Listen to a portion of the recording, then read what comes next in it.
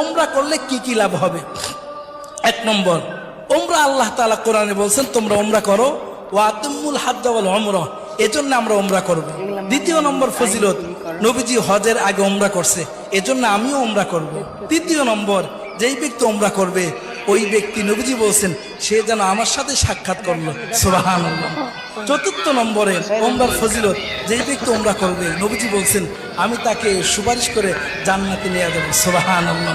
পঞ্চম নম্বরে, ওমরা করতে গিয়ে আমরা বাইতুল্লাহতে নামাজ পড়ি, 1 রাকাত নামাজে 1 লক্ষ রাকাত নামাজ পড়ার সওয়াব পেয়ে যাবো, সুবহানাল্লাহ।